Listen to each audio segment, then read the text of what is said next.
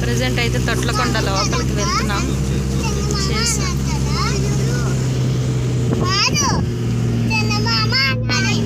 View అయితే చాలా బాగుంది.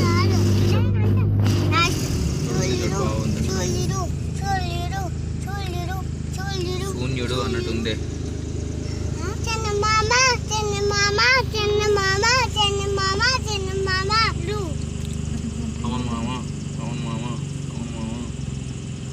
వైజాగ్లో తొట్లకొండ దగ్గర ఉన్నాము.